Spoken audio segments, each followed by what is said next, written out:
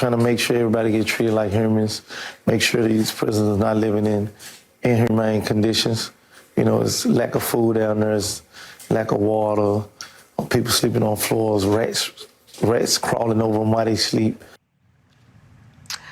All right, you guys remember when Yo Gotti and Jay-Z were suing Parchman prison? Well, now the duo are set to reveal the disturbing conditions inside Mississippi's largest prison in the upcoming documentary series Exposing Parchman. Now, this will likely reflect a scathing new Justice Department report that found the prison routinely violated the rights of prisoners by failing to protect them from violence or even provide them with basic mental health treatment. According to the DOJ, since 2019, 10 inmates have been killed and 12 have died by suicide at Parchman. And the Mississippi prison is just one example of why reforms are desperately needed in state prisons that disproportionately incarcerate Black and brown people. Let's get into this. Joining me now is Senior Deputy Director, of Litigation for the NAACP LDF, Legal Defense and Education Fund, Janai Lee. We also have Kevin Ring. He's the president of FAM, a national advocacy organization that promotes criminal justice reform. I want to get into this with you, Jen. The DOJ noted the excessive use of solitary confinement and enforced segregation of prisoners, an actual enforced segregation of prisoners. We just noted 10 inmates have been killed at Parchman in the past 3 years. A dozen have taken their lives. I'm curious what impact the DOJ report highlighting this type of treatment will have on the folks who remain inside this terrible facility. Well, the DOJ report and its findings were welcome news because the human rights violations in Parchman have been ongoing for years, and the people who are incarcerated there really deserve some sort of remedy and to be treated like human beings. But what's happening in Parchman is just the tip of the iceberg. You know, these human rights violations are not unique to Parchman or any other state in Mississippi or across the South for that matter, because we are currently in the United States having a humanitarian crisis when it comes to our prisons, especially the prisons in the South.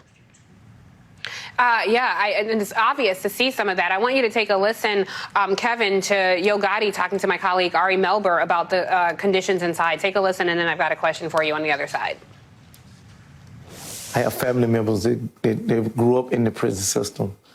Father, big brother, aunties, a lot of people I had to go visit throughout prisons as I was coming up as a kid. So I understand that people in prison is still human.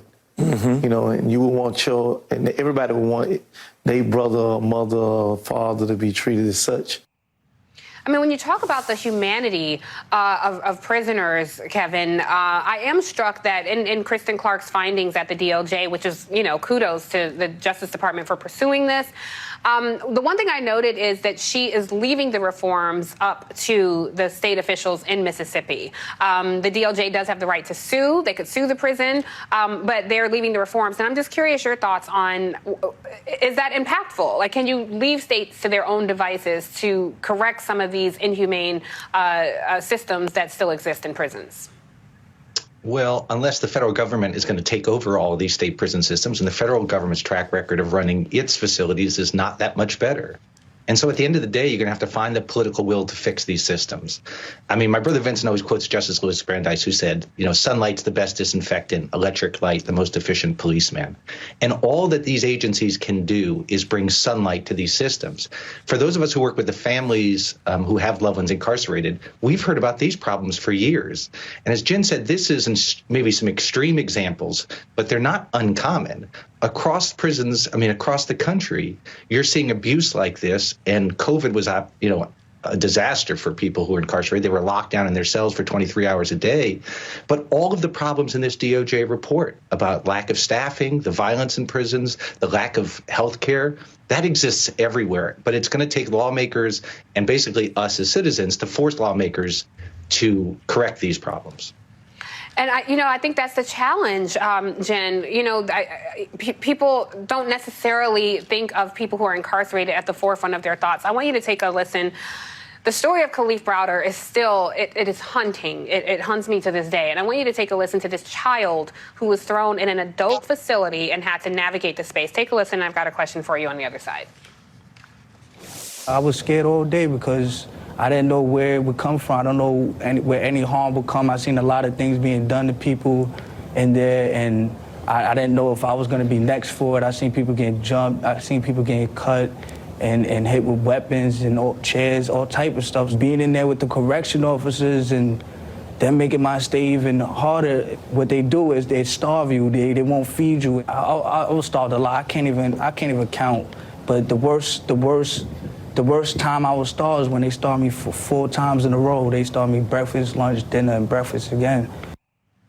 It is devastating to hear that. I want our viewers to know that Parchman Prison in Mississippi is built on a former slave plantation. When you hear the treatment that this young man received, it's frightening to hear. In Florida, there are prison guards who openly tout their associations with white supremacy organizations. And so when you look at this, that is disproportionately impacting black and brown people, the guards are sometimes affiliated with white supremacy. You see our babies, our children being funneled into this system. How do we disrupt the system holistically?